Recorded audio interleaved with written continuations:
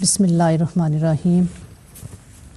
ناظرین اکرام، بریک کے بعد آپ کو پروگرام میں خوش آمدید کہتی ہوں۔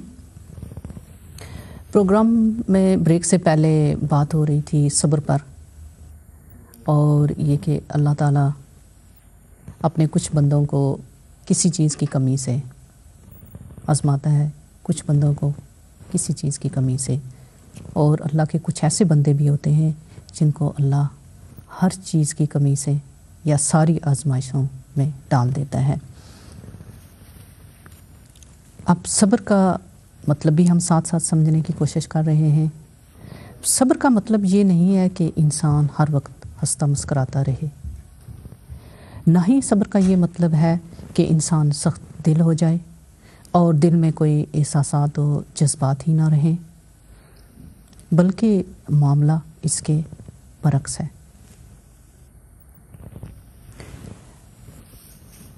اس بارے میں بات کرنے سے پہلے آپ کو یہ بتا دوں کہ ہماری فون لائن تھوڑی دیر میں کھول دی جائیں گی۔ اگر آپ پروگرام کے بارے میں اپنے تاثرات دینا چاہیں تو، یا پروگرام کے حوالے سے کوئی پوچھنا چاہیں تو ضرور فون کیجئے۔ جی، تو صبر کا یہ مطلب نہیں ہے کہ انسان کے اندر کوئی جذبات ہی نہ رہیں، بلکہ معاملہ تو اس کے برعکس ہے۔ آقا کریم صلی اللہ علیہ وآلہ وسلم کے صاحبزادے حضرت ابراہیم، وہ چھوٹی عمر میں، بچپن میں ہی آپ وفات پا گئے۔ جب آقا کریم صلی اللہ علیہ وآلہ وسلم آپ کے پاس پہنچے تو آپ کی آنکھوں سے آنسوں کی جھڑی لگ گئی۔ جب آپ کے اصحاب نے یہ دیکھا تو انہوں نے پوچھا کہ یا رسول اللہ، آپ رو رہے ہیں؟ آپ صلی اللہ علیہ وسلم نے جو فرمایا اس کا مفہوم کچھ اس طرح بنتا ہے کہ دل میں جب صدمے سے دکھ پہنچتا ہے تو آنکھیں آنسو بہاتی ہیں۔ پھر آپ نے یہ فرمایا مگر میری زبان سے وہی ادا ہوگا جس میں اللہ کی رضا ہے۔ پھر آپ نے یہ بھی فرمایا اے ابراہیم، آپ کی جدائی ہمارے لیے صدمے کا باعث ہے۔ آپ ایک غزوہ پر تشریف لے گئے۔ اس وقت آپ کی ایک صاحبزادی بیمار تھی۔ حضرت عثمان غنی کے نکاح میں تھی۔ آپ صلی اللہ علیہ وآلہ وسلم نے حضرت عثمان غنی کو حکم دیا کہ وہ ان کی تیمارداری کے لیے پیچھے ہی رہ جائیں۔ کبھی آپ کے اصحاب میں سے اگر کوئی جہاد پہ جانا چاہتے اور ان کی والدہ ہوتی تو آپ ان سے فرماتے کہ آپ اپنی والدہ کی خدمت کریں، یہی آپ کا جہاد ہے۔ اگر کسی کی بیوی بیمار ہوتی تو آپ کہتے کہ آپ ان کی تیمارداری کریں، یہی آپ کا جہاد ہے۔ جب آپ غزوہ سے واپس آئے تو آپ کی ان صاحبزادی رضی اللہ تعالی عنہا کا انتقال ہو چکا تھا۔ آپ مدینہ کے باہر جب تشریف لائے تو خواتین رو رہی تھیں۔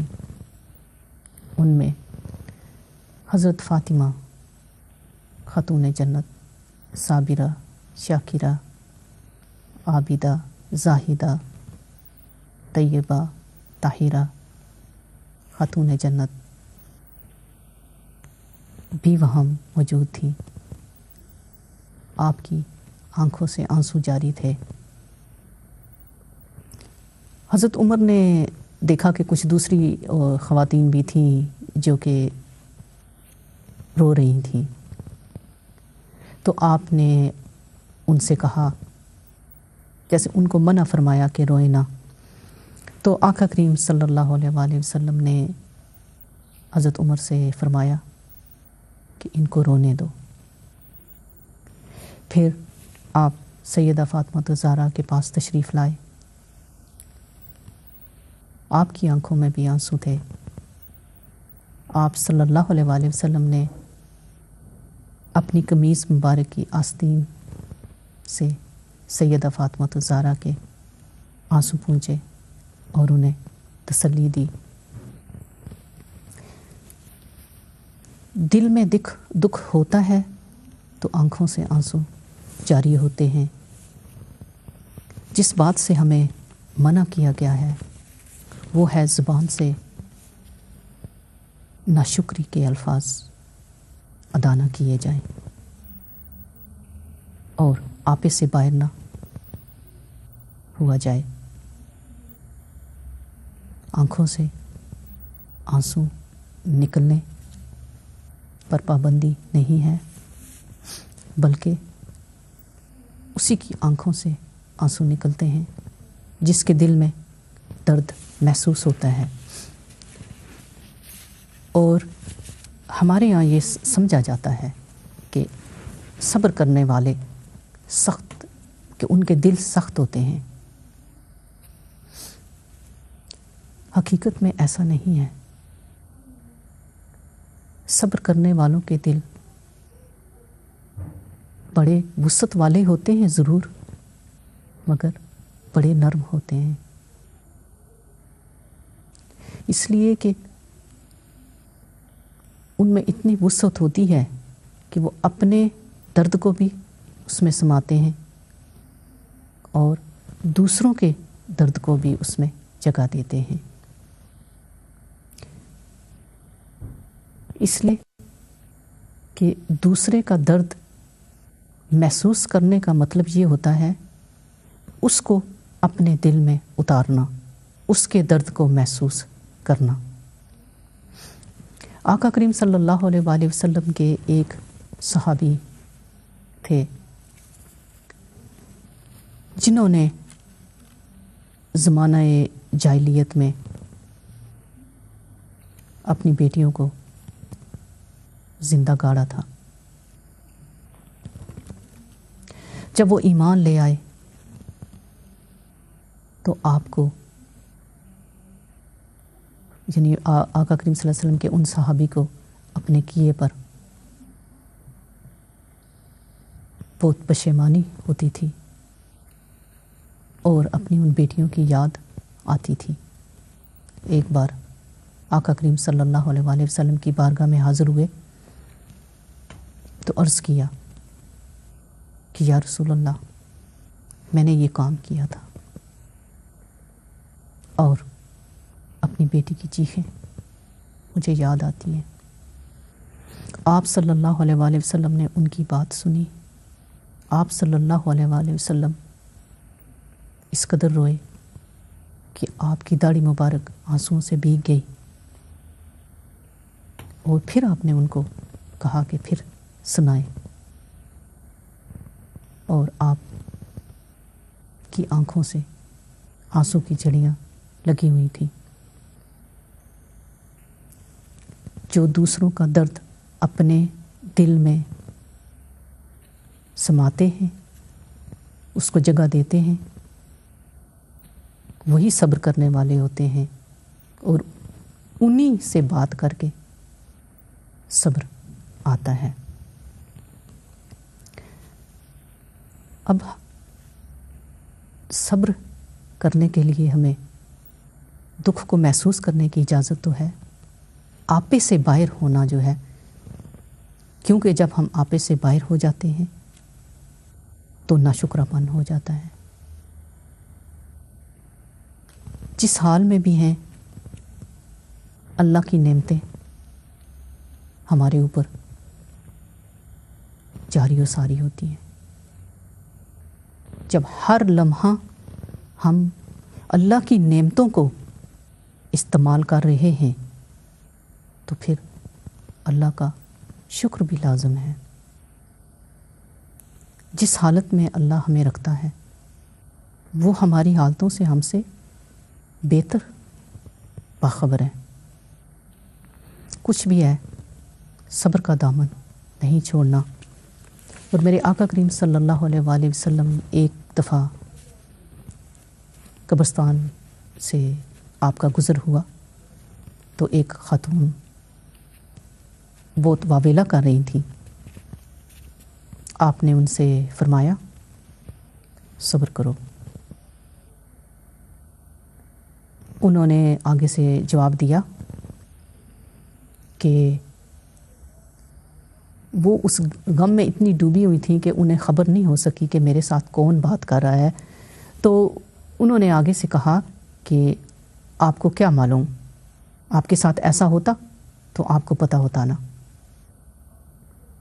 آپ صلی اللہ علیہ وآلہ وسلم نے اس سے کچھ نہیں کہا، آپ وہاں سے آگے چل دیے۔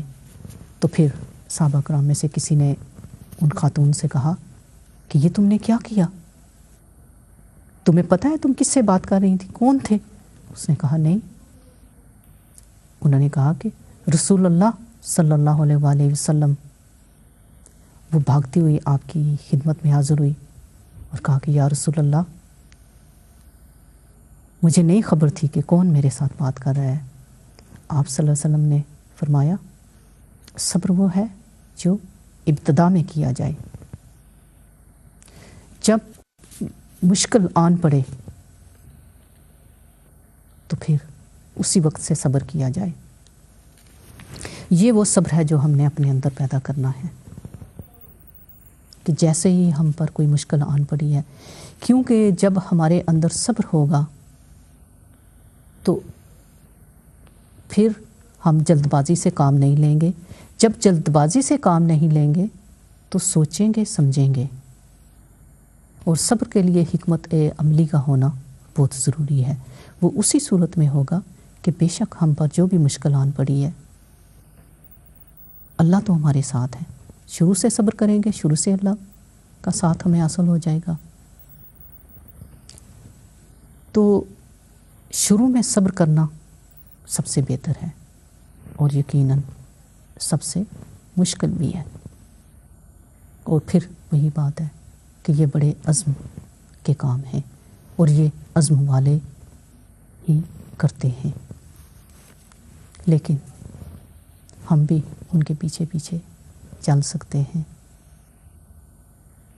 کہ کوشش کرنے کا تو اجر ہے نا۔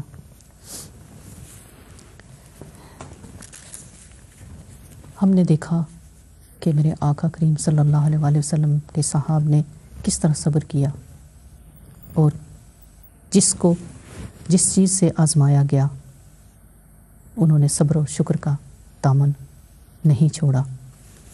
جیسا کہ میں نے پہلے کہا کہ کچھ اللہ کے بندے ایسے بھی ہوتے ہیں جنہیں ہر نقصان سے، ہر چیز سے آزمایا جاتا ہے۔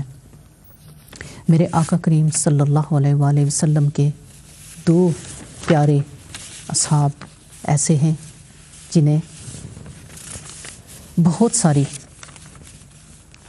چیزوں سے آزمایا گیا۔ میرے آقا کے وہ پیارے اصحاب میرے آقا کے اصحاب بھی ہیں اور اہل بیت بھی ہیں۔ وہ ہیں حضرت امام حسن علیہ السلام اور حضرت امام حسین علیہ السلام۔ حضرت امام حسن علیہ السلام ہر درجہ کے حلیم، نرم مزاج اور دوسروں کی مدد کرنے والے، اللہ کی راہ میں خرچ کرنے والے تھے۔ ایک بار ایک آدمی آپ کے پاس آیا اور اس نے آپ کے ساتھ بہت گستاخی اور بے ادبی کے ساتھ بات کی۔ آپ نے اس کی بات کو خندہ پیشانی سے سنا، اور جب وہ خاموش ہوا تو آپ نے پھر اس سے کہا کہ لگتا ہے کہ تم مسافر ہو، اگر تمہیں کھانے کے لیے کچھ چاہیے تو تمہارے کھانے کا بندوبست کیے دیتا ہوں، اگر تمہیں رہائش کا مسئلہ ہے تو تمہاری رہائش کا بندوبست کیے دیتا ہوں، اگر تمہیں کچھ رقم چاہیے تو تمہارے لیے رقم کا بندوبست کیے دیتا ہوں۔ جب اس نے آپ کا یہ خوبصورت رویہ دیکھا تو وہ بہت شرمندہ ہوا، آپ سے معافی مانگی اور کہا کہ بے شک آپ ہی رسول اللہ کے بیٹے ہو سکتے ہیں۔ جب آپ کو آپ کے سامنے یہ مسئلہ پیش آیا کہ امت کو انتشار اور اختلاف سے بچایا جائے یا خلافت کو اپنے پاس رکھا جائے، تو میرے آقا حسن نے اپنے نانا جان حضرت محمد صلی اللہ علیہ وآلہ وسلم کی پیشن گوئی کے مطابق، جب میرے آقا نے پیشن گوئی کی تھی کہ میرا یہ بیٹا سردار ہوگا اور امت کے 2 گھروں میں صلح کروائے گا، تو آپ نے خلافت کسی اور کے حوالے کر دی۔ یہ کتنے عزم، کتنی ہمت والا کام تھا کہ آپ نے خلافت کے بارے میں نہیں سوچا، امت کی خیر خواہی کے بارے میں سوچا، اس لیے کہ یہی ان کے نانا کا مشن تھا، اور ان کے نانا کے مشن کو ان سے بہتر کون سمجھ سکتا تھا، اور ان سے بہتر کون اس مشن کو آگے چلا سکتا تھا۔ حضرت امام حسین کی مثال صبر کی دنیا میں ایک ایسی مثال ہے کہ اگر اس کا ذکر نہ کیا جائے تو صبر کا مفہوم بھی نہیں پورا ہوتا، اور صبر کی دنیا خالی خالی رہتی ہے۔ آپ اپنے آپ کو ذرا مدینہ شریف میں لے جائیں۔ ہم میں سے وہ خوش قسمت جن کو یہ سعادت نصیب ہوئی ہے کہ ہم نے آقا کے در کی حاضری دی ہے، یا وہ جو اس انتظار میں ہیں۔ اب میں دونوں سے یہ کہوں گی کہ ذرا وہ منظر ذہن میں لائیں جب حاضری کے بعد ہماری واپسی کا، تو ہمارے دل کا کیا حال تھا۔ جب ہم اپنے مدینہ سے واپسی کی داستان سناتے ہیں تو اس طرح نہیں سناتے جس طرح حضرت امام حسین کی سناتے ہیں کہ آپ مدینہ سے نکلے اور مکہ کی طرف چلے گئے۔ اپنی جب ہماری بات ہوتی ہے تو پھر ہم کہتے ہیں گنبد خضرا سے نگاہیں نہیں ہٹائی جا رہی تھیں، ایک قدم جب آگے چلتے تھے تو پھر رک جاتے تھے، پھر نگاہ گنبد خضرا پر پڑتی تھی، اور یقیناً ایسے ہی ہوتا ہے۔ بار بار نگاہیں گنبد خضرا کی طرف اٹھتی ہیں، جب تک گنبد خضرا نظر آتا رہتا ہے مڑ مڑ کر دیکھتے ہیں۔ پھر سواری چلتی ہے، گاڑی چلتی ہے، اگر دائیں طرف سے مسجد نبوی کے مینار نظر آتے ہیں تو دائیں طرف مڑتے ہیں، جب بائیں طرف نظر آتے ہیں تو بائیں طرف مڑتے ہیں، پیچھے سے اگر نظر آ سکتے ہیں تو پیچھے مڑ کے دیکھتے ہیں، مڑ مڑ کے دیکھتے رہتے ہیں۔ یہ تو میرے آقا کے ادنا امتیوں کا حال ہے۔ تو سوچیں تو صحیح، جب آقا حسین نے مدینہ چھوڑا، جب اپنے بابا کا روزہ مبارک چھوڑا، تو ان کے دل کا کیا حال ہوگا۔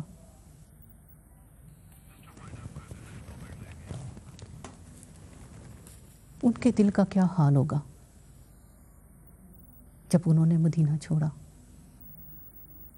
وہ تو ان کے نانا کا مدینہ، وہ گلیاں جہاں وہ پلے بڑے، ان کے دل کو کتنا صدمہ ہوگا اور کیسا صبر درکار ہوا ہوگا، اس لیے کہ مدینے کو خون ریزی سے بچایا جائے۔ جب آپ مکہ تشریف لے گئے تو وہاں سے بھی آپ کو نکلنا پڑا۔ اب ہم نے احرام باندھا ہو، کعبے کے طواف کی ساعتیں مل رہی ہوں، مینا میں جانا نصیب ہونے والا ہو، عرفات کا قیام مل رہا ہو، کس کا جی چاہے گا وہاں سے آنے کا؟ تو جب ہمارا جی نہیں چاہے گا تو کیا ان کا جی چاہ رہا تھا؟ لیکن وہاں سے بھی آپ کو نکلنا پڑا۔ پھر جو کچھ میدان کربلا میں ہوا اس کا اندازہ کریں، کیسے صبر کی ضرورت تھی۔ کیا کوئی اور مثال ہے ایسے صبر کی کہ اپنا سب کچھ لٹا دیا، اپنے دل کے پھل اللہ کی راہ میں پیش کر دیے، اپنی جان بھی حاضر کر دی، لیکن شکایت نہیں کی؟ اس سے بڑھ کر صبر کی دنیا میں اور کوئی خوبصورت اور عزم والی مثال نہیں ہے۔ یہ عزم والے ہی کر سکتے ہیں۔ اللہ پاک ان ہستیوں کے صدقے ہمیں صبر کی توفیق عطا فرمائے، صبر کو سمجھنے کی توفیق عطا فرمائے، اور صبر کے لیے جن اوصاف کی ضرورت ہے ان کی اللہ ہمیں توفیق عطا فرمائے، اس لیے کہ صبر اللہ کی توفیق سے ملتا ہے۔ اس دعا کے ساتھ کہ اللہ ہمیں اپنے دین پر ثابت قدم رکھے اور آزمائشوں میں صبر کی توفیق عطا فرمائے، آپ سے اجازت چاہوں گی۔ اگلے پروگرام تک کے لیے السلام علیکم ورحمۃ اللہ وبرکاتہ۔